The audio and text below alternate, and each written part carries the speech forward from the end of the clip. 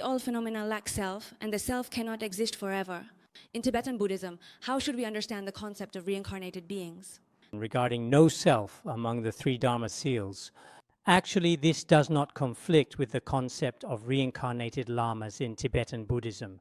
In fact, this is because among the three Dharma seals, it is stated that all phenomena are impermanent, without self, and in the final analysis, all dharmas are in the state of nirvana and tranquility. What this means is that, in fact, when we observe with the most ultimate wisdom, the self does not exist, whether it's the self of a reincarnated lama or an ordinary person, the self of worldly people, the self of Koreans, the self of Tibetans, all of these do not exist at all, because this self cannot be found. Why can't it be found?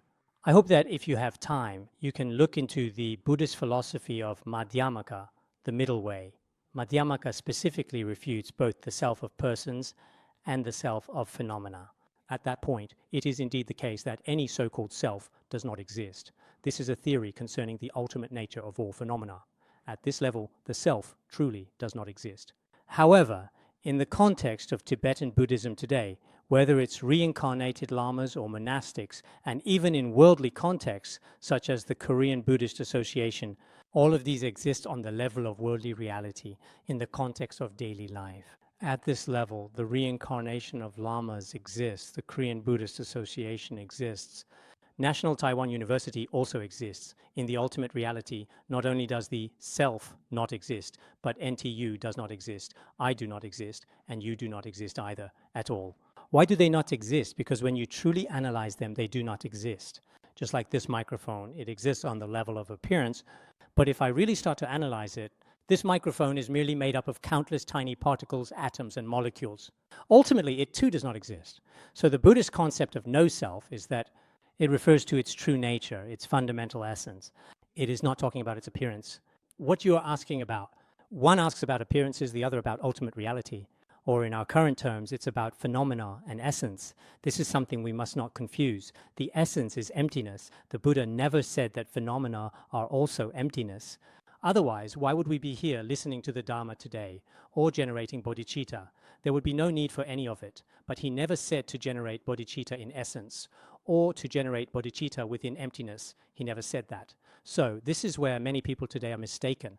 It is believed that the practice of sexual union is not part of Buddhist doctrine. So could we, with Rinpoche's great wisdom, provide a more harmonious and accurate explanation or statement of the actual situation as it currently stands? In fact, in Tibetan Buddhism, there are also some very profound practices, including some special tantric practices, the practice of union subjugation practices, and other related methods. Nowadays, some people think that these seem to be unspeakable matters, shrouded in secrecy. In fact, I have explained this principle many times in different lectures. It may be difficult to fully explain this issue in the short time we have today, so there are certain challenges, but I would just like to briefly share a few thoughts to get the discussion started. Why do I say this?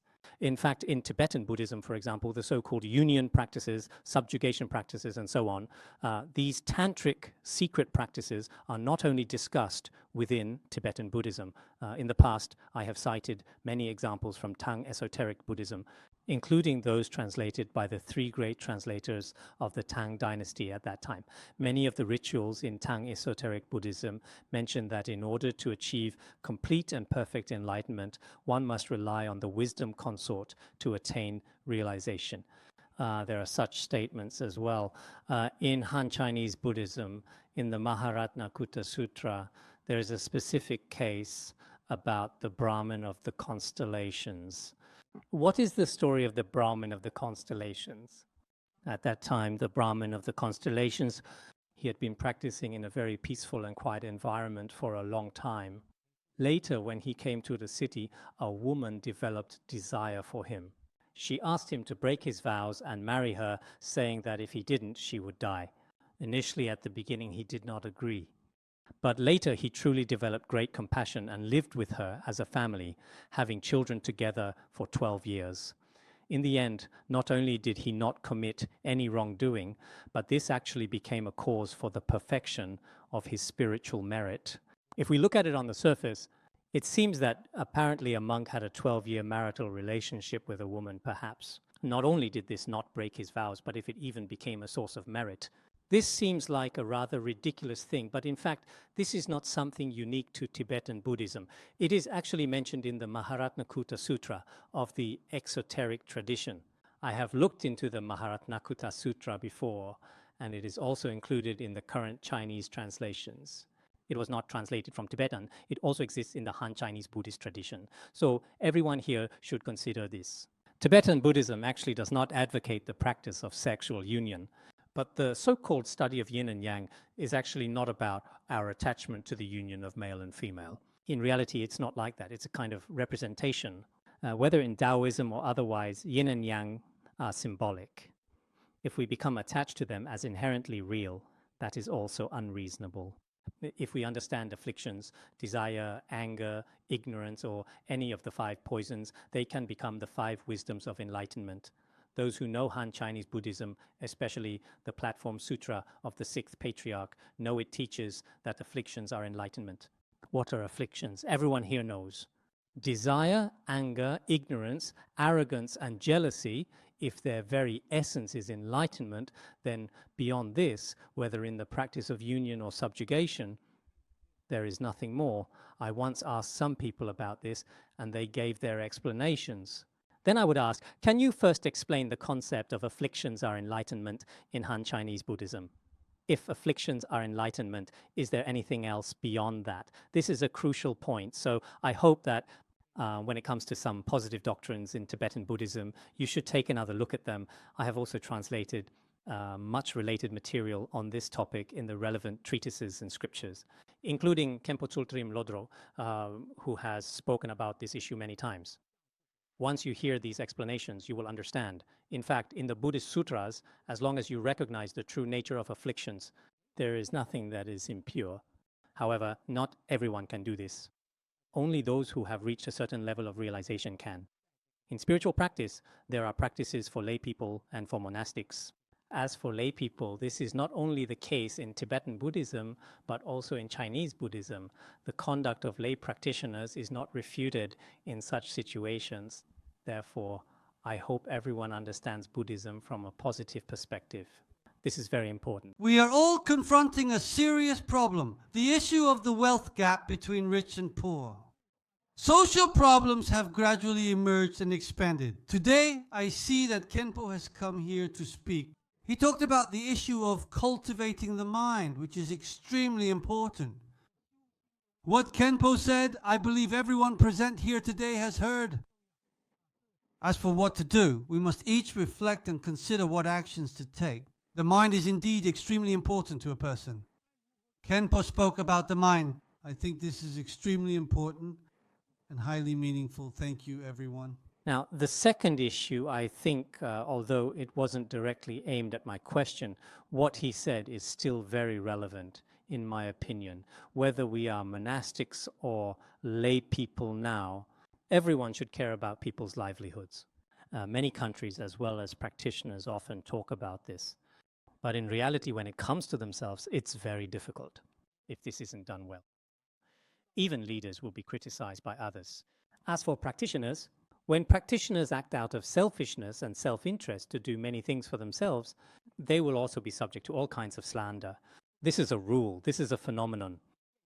So I think right now, there really is a notable gap between rich and poor in our society. This is a social phenomenon. We can't achieve complete balance between rich and poor. In Buddhism, there's a scripture called the Agama Sutra, which says that because sentient beings have different karma, if sentient beings have different karma, no matter how we try to balance it, it's just not possible.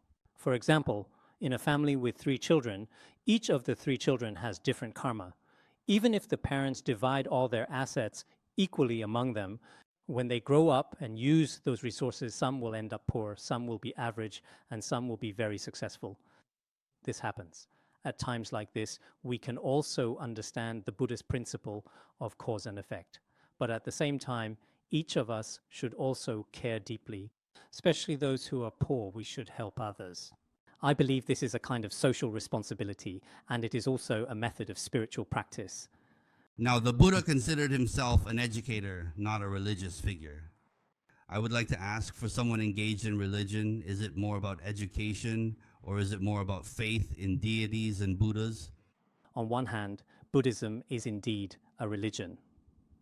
Some people say that Buddhism is not a religion, but I think from the perspective of religious studies, Buddhism is a religion, because you can't avoid the fact that it is one of the four major religions.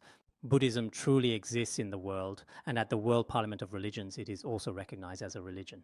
But more importantly, in a broader sense, Buddhism is a form of education. Are education and religion in conflict with each other? Actually, they are not truly in conflict. If our educational philosophy is fully aligned with human wisdom and spiritual life, including its values, so then why do humans actually need education in our society? The main purpose of receiving education is to enhance our wisdom. When we enhance our personal wisdom, can this be achieved in much of the current scientific education? No, it cannot.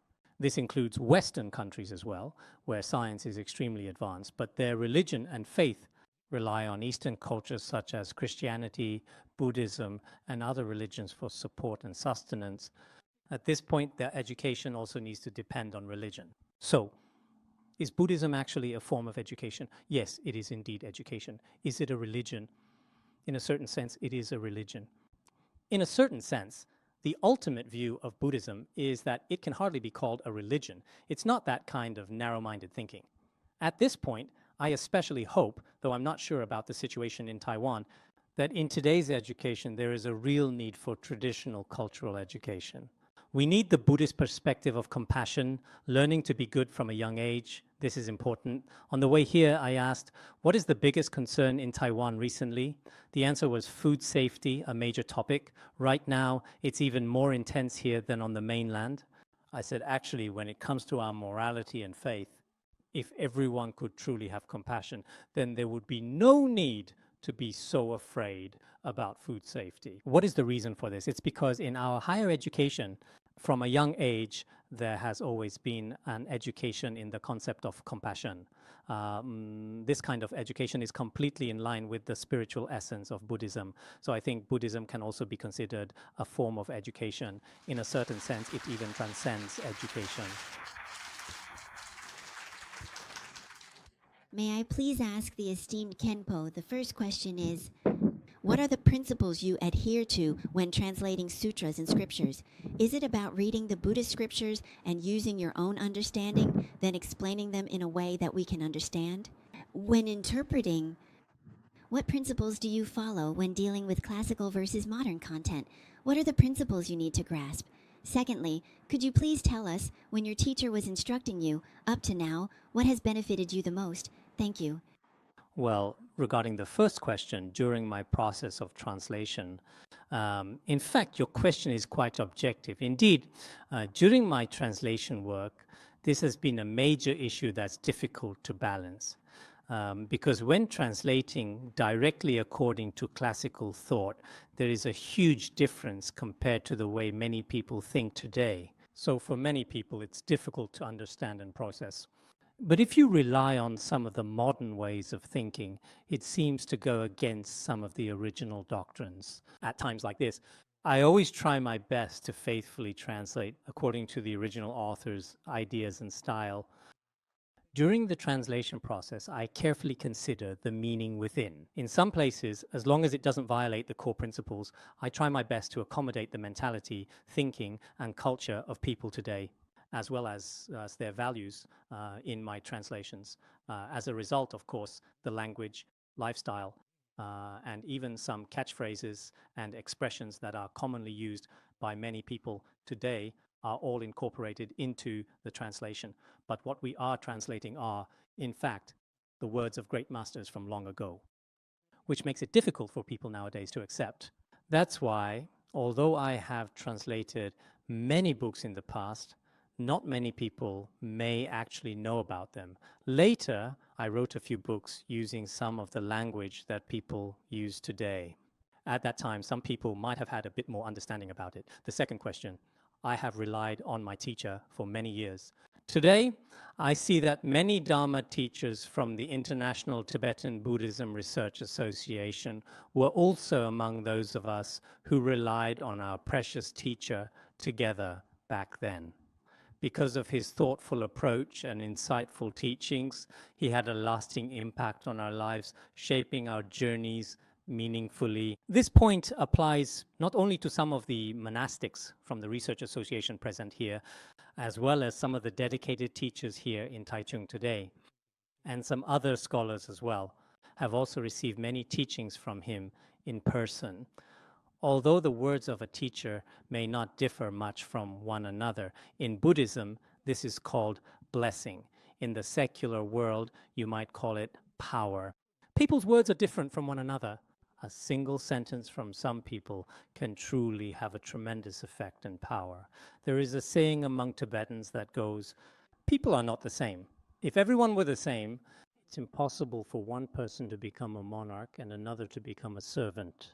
Wood is not all the same either. If all wood were the same, then it would be impossible for one piece to become a pillar and another to become a beam. The pillar is always steadily supporting, while the beam comfortably rests on top of it every single day. That's just not possible, so people are different from one another.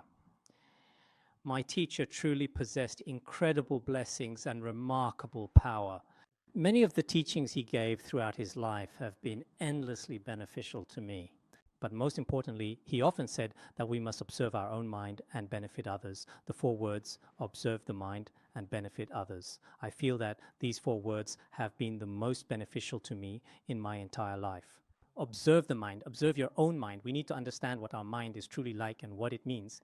To benefit others, people do not live in this world just for themselves. Nowadays, many people live for themselves, for life itself. But that's not the case. There are always people around us who need help. And we have the ability to help them if, when you leave this world, you haven't helped anyone at all. If you live your life for yourself and then go, there is no real difference between you and other animals, they do not help much either. Some animals even help others. We should benefit others.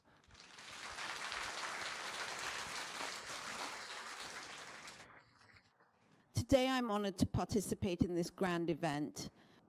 I am truly and deeply moved by the Master, who has traveled such a long distance to come to Taiwan to spread the Dharma. My question now is this. Currently, Taiwan's economy is sluggish and people are feeling unsettled. Master, your visit this time is to unveil the mysteries of the path of cultivating the mind. I am not sure if you could give us deeper guidance on this matter.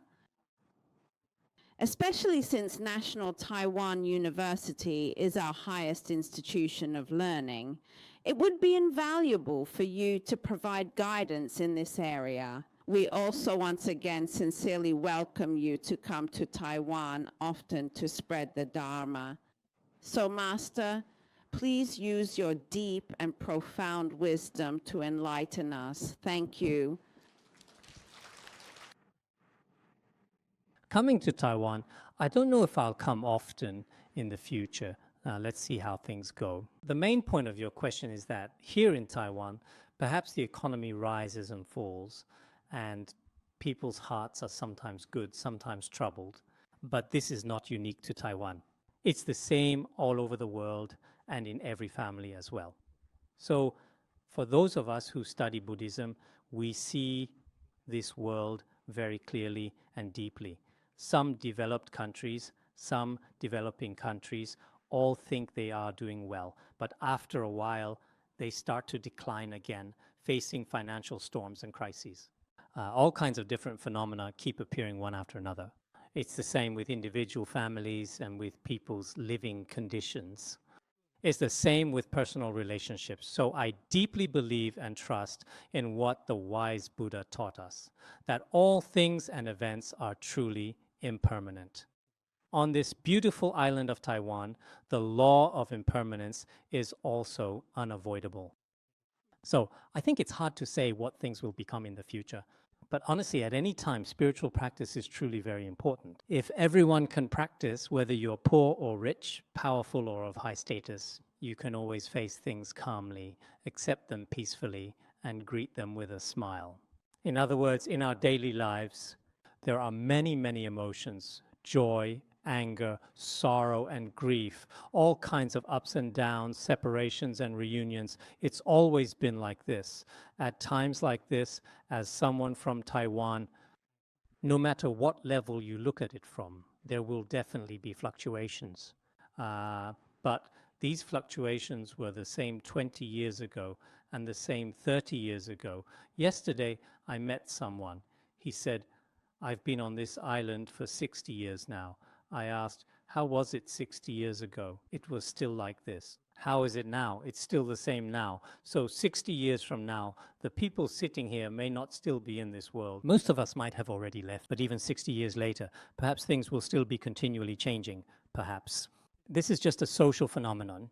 So whether it's the gentle winds softly stirring the tall green grass, or the fluffy white clouds slowly drifting by in the sky, we can see all these phenomena as fleeting as passing clouds. We can use a higher level of wisdom, though I myself don't possess such wisdom. But you should observe the impermanence of all things with a higher level of wisdom. That way it should be really easy for you to face.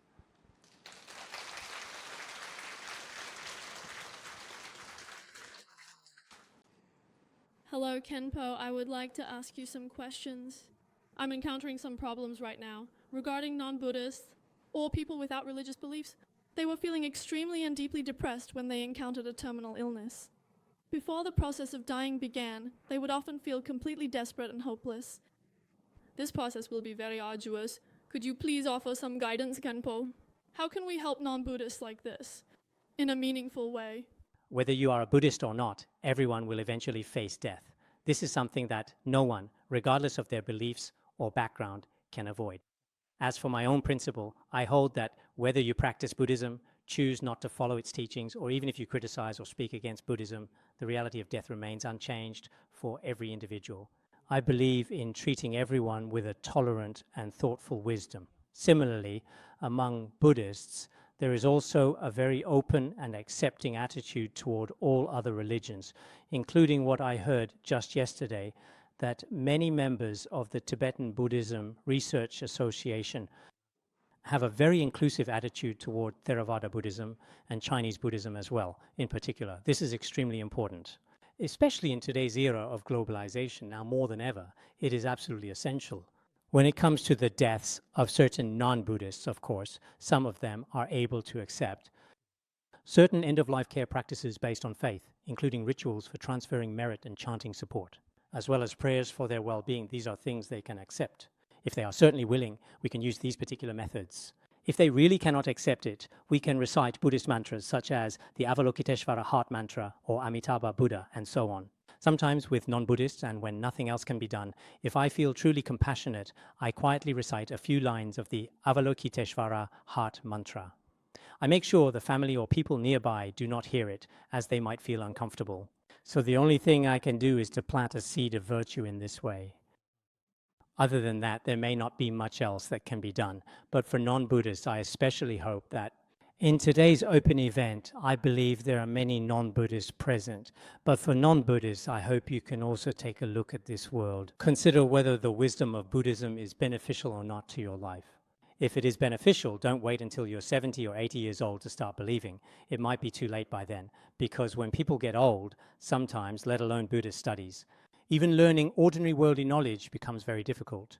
I've met many intellectuals who only started studying Buddhism when they were 70 or 80 years old. At that age, their memory isn't good, and their health isn't good either. Even their speech isn't clear. So learning Buddhism at that time is indeed very difficult. Many people regret it and say, when I was young, I was always attached to all sorts of worldly matters. Now, when I think about it, because death isn't far away, if I keep going on like this, I really don't have any confidence in myself. So I really want to practice diligently. But Buddhist practice also requires a certain wisdom, strength, and physical condition, among other things. At this point, a person is already at the end of their life.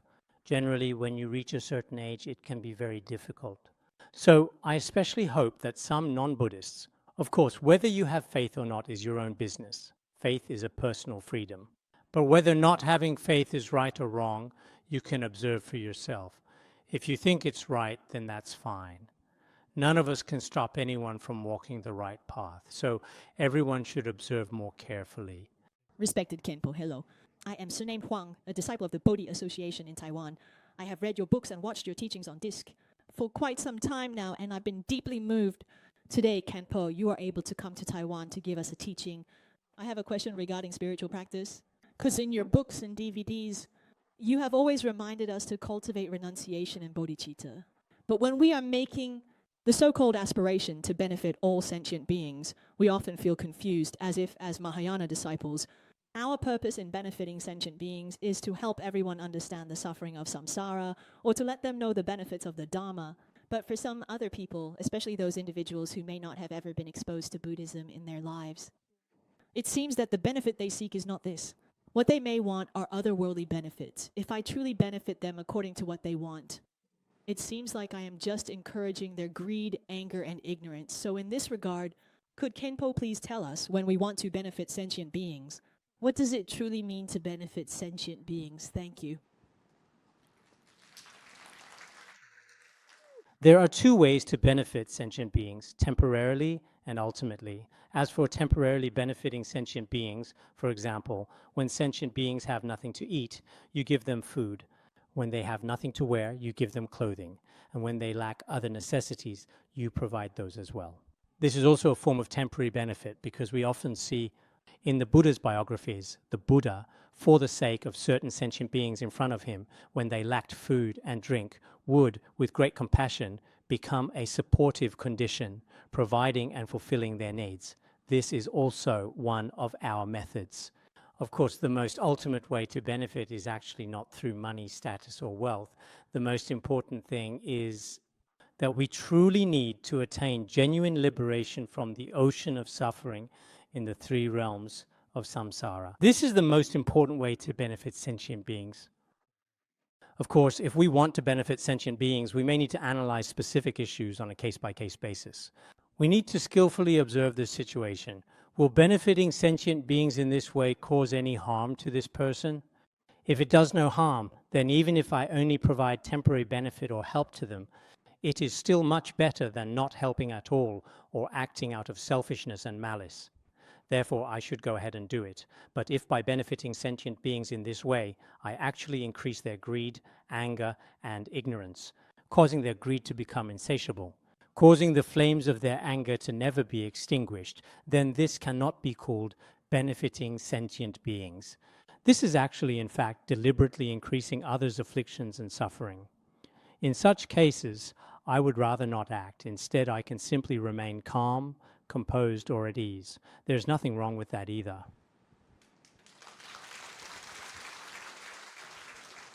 Homage to the venerable and most respected Rinpoche. I am very happy and honored to be able to meet Rinpoche in person, face to face today.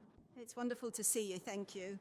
I am a devoted Buddhist disciple. I have two questions I would like to sincerely ask the respected Rinpoche for guidance on. First, most people can clearly distinguish between Chinese Buddhism and Tibetan Buddhism. May I ask, what are the differences between Chinese Buddhism and Tibetan Buddhism? How are they different? And the second question is as follows. I have heard that there are indeed many highly accomplished and respected practitioners in Tibet nowadays. And when they enter nirvana, there are often many auspicious signs, such as rainbows and relics. May I ask, what specific practices did they perhaps cultivate to achieve such accomplishments? I humbly request Rinpoche's guidance. Regarding the first question, I should mention that, in fact, there actually isn't really a commonly used saying like Tibetan Buddhism and Chinese Buddhism, because Tibetan Buddhism, Theravada Buddhism, and Han Chinese Buddhism are the three major schools within Buddhism. Within Tibetan Buddhism itself, there are also several different sects and traditions. So generally what you refer to as Chinese Buddhism is actually Han Buddhism. In essence, Han Buddhism and Tibetan Buddhism are actually completely the same, because Han Buddhism also acknowledges first arousing bodhicitta, then accumulating merit along the path, and finally attaining Buddhahood. And the teachings of Tibetan Buddhism are the same. Han Buddhism also recognizes Shakyamuni Buddha as the original founder and teacher of the teachings, who turned the Dharma wheel 3 times and expounded 84,000 Dharma teachings, benefiting countless sentient beings. If we continue to practice now, we will keep making progress. And the teachings of Tibetan Buddhism are no different. So I think that Han Buddhism and Tibetan Buddhism may have some subtle and nuanced differences. For example, the Chan, Pure Land, and Huayan schools in Han Buddhism, their individual practices, doctrines, and the scriptures they emphasize compared to the individual Sakya, Nyingma, and Gelug schools in Tibetan Buddhism. Of course, there are some doctrinal differences between them, but in principle, there are actually no real differences. The overall educational system is the same. It's just that the courses within them are different. It's like how National Taiwan University has different colleges within it. And within each college, there are different departments. Each department has its own chair and teachers. Their ideas may differ from those of other departments in other colleges, but in reality, you could say they are unified, or you could say they are distinct. The relationships between world religions, as well as those within Buddhism, are just like this. People shouldn't think, just because I study Han Chinese Buddhism, I really dislike Tibetan Buddhism, or because I practice Tibetan Buddhism, I strongly reject Han Chinese Buddhism. This is actually a sign of not understanding the Dharma. Such situations have always existed in the past. I once met an elderly Pure Land Buddhist layperson who particularly disliked Tibetan Buddhism. He even disliked people who wore our traditional red robes. Once, while he was on a train, he started scolding a woman. This woman had short hair and was wearing red-colored clothes. He originally thought she was a Lama, so he began to scold her. In the end, he realized that the person he was scolding wasn't actually a Tibetan Buddhist. Later, he himself felt that he had been quite foolish. Eventually, he gradually entered Tibetan Buddhism himself. When he recounted this experience, I was laughing, and he himself was laughing and crying at the same time. So I think it's really important to truly understand some of the Buddhist teachings. This will be beneficial to us in many aspects of our own lives. As for your second question, during our practice, we should all learn from each other and discuss together. Many issues can be understood this way. I'm a fan of Khenpo. I'm a university student from Taiwan. I'd like to ask Khenpo a question. How can we, in our limited lifetime, accumulate vast amounts of merit and also allow this merit to ripen in this very life? At the same time, how can we prevent this merit from becoming an obstacle to our attainment of Buddhahood? Originally, it's merit, but because we have a lot of wealth or enjoyments, instead, this wealth becomes an obstacle on our path to Buddhahood. My second question is, are there any essential pith instructions for relying on a spiritual teacher? Because I know that Khenpo's achievements today are, to a large extent, due to this reason. Of course, Khenpo himself possesses great merit, but a major reason is because you relied on your precious teacher. Are there any pith instructions or essential points for relying on a teacher? More importantly, how can we combine the act of relying on a teacher with the cultivation of bodhicitta?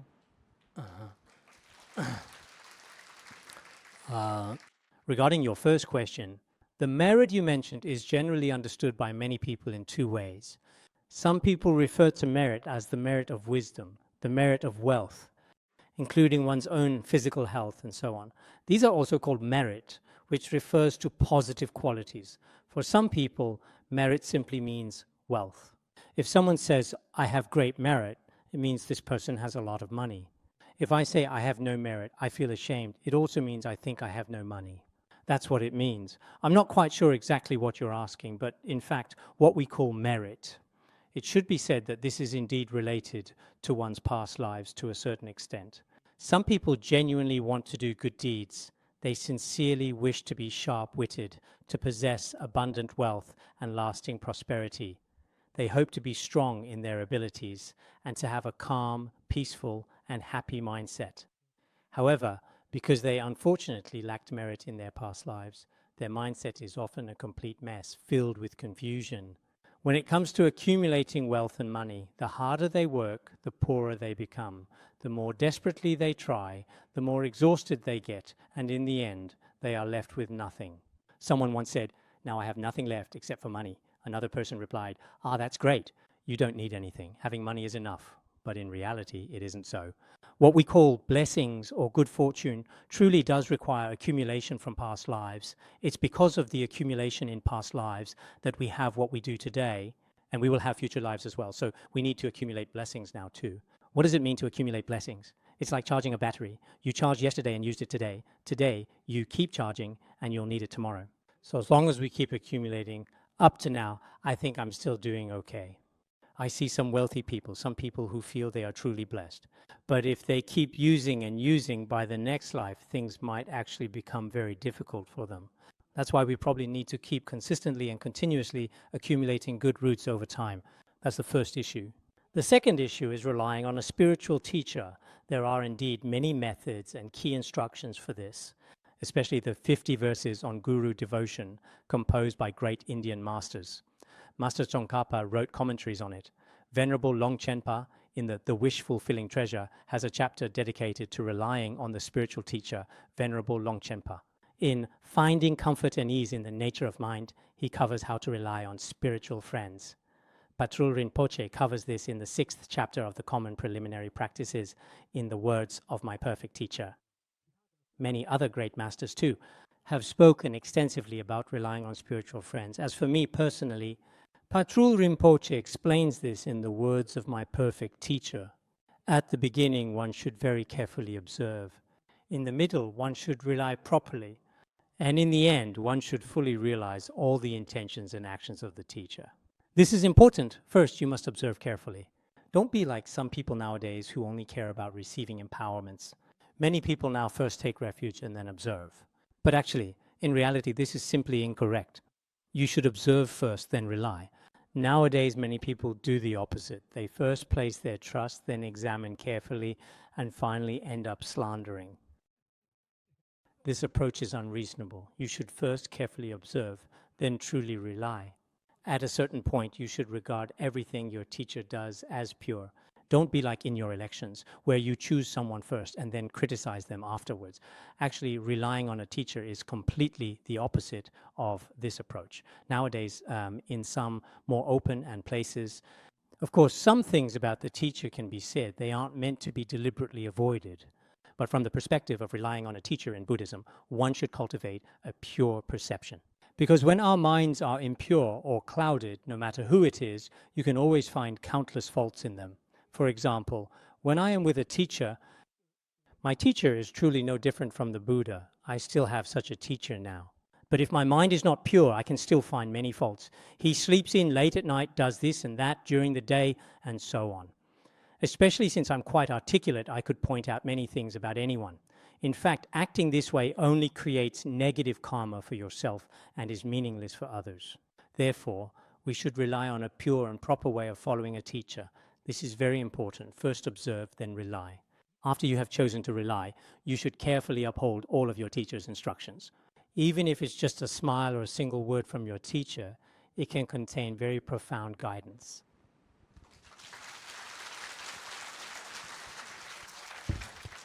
Jigme Phuntsok Rinpoche has passed away a long time ago.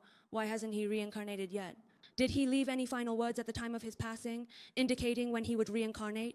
His Holiness Jigme Phuntsok has manifested parinirvana. In just over a month from now, it will be the 10th anniversary. As his disciples, sometimes we do feel very sad in our hearts. It's like when people in the world are separated from their parents or loved ones. Is there any emotion? Yes, there is emotion.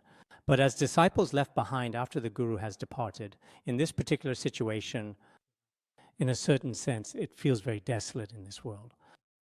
It's like a group of orphans left behind in the world, that kind of feeling. So I've also been thinking, if the Guru truly returns by the power of his aspirations, how wonderful and indescribable that would be.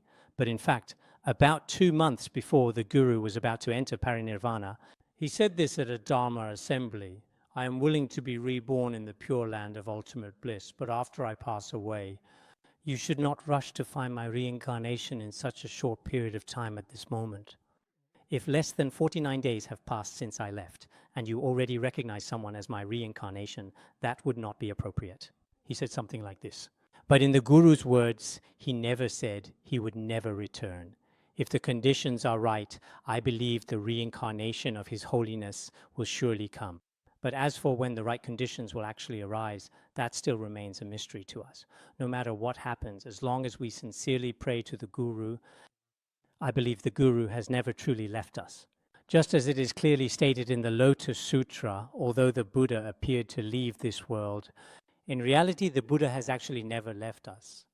The Dharma will never disappear. So this year, in memory of His Holiness, because no matter what, I have already spent nearly 20 years by His Holiness's side, serving as a translator for 18 of those years.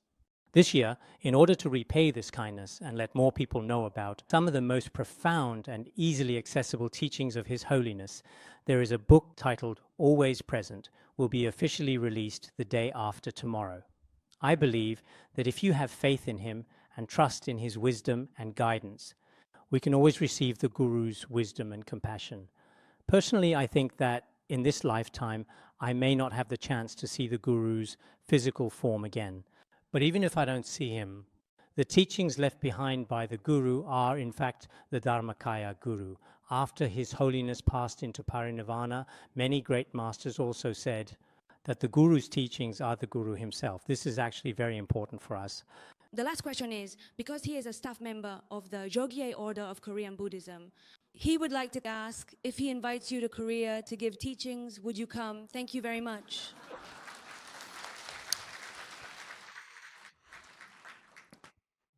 If the conditions in Korea are right, I can also come there as well, a little bit later. But whether those conditions will actually come together, I don't know either. Thank you.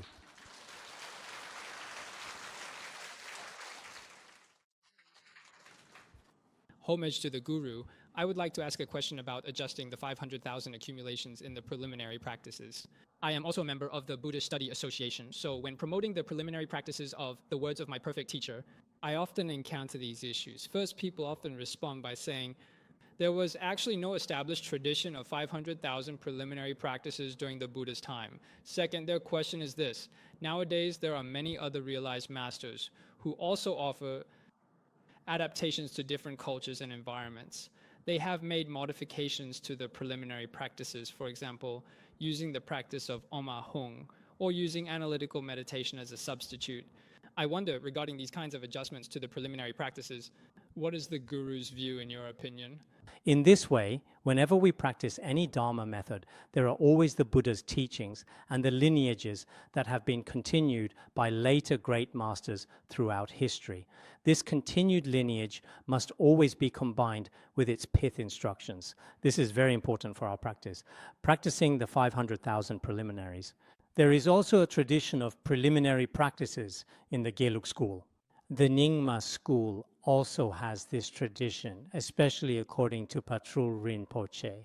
Here, you refer to it as the lineage of Patrul Rinpoche. Venerable Tulku Thupten, Patrul Rinpoche, and all those who have passed down the lineage generation after generation.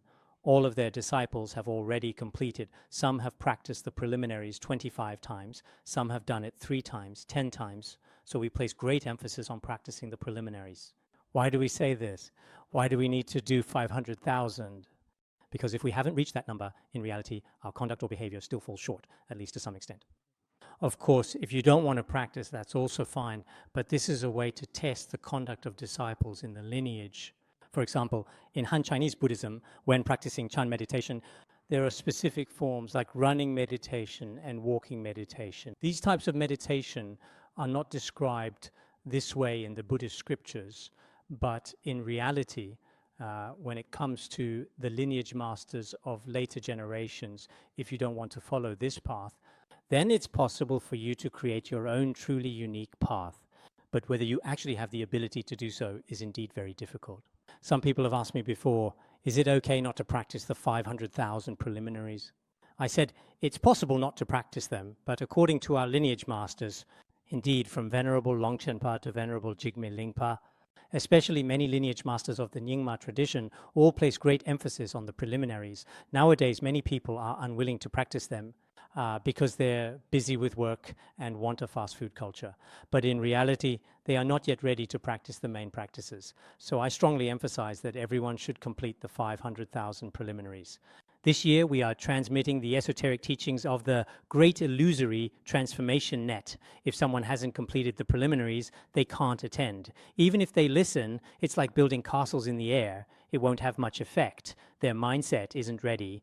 This is not something we individuals are doing deliberately. This is truly the tradition of the lineage masters. The true founders, they are the ones who left these instructions for us. For example, with any product, whatever is written in the product manual, when you want to use this product, if you follow the original founder's manual from the beginning, you'll make very effective use of it. Otherwise, if you later make all sorts of modifications, maybe when you use this product on yourself, on the surface, it might seem fine, but in reality, it may not have the intended effect.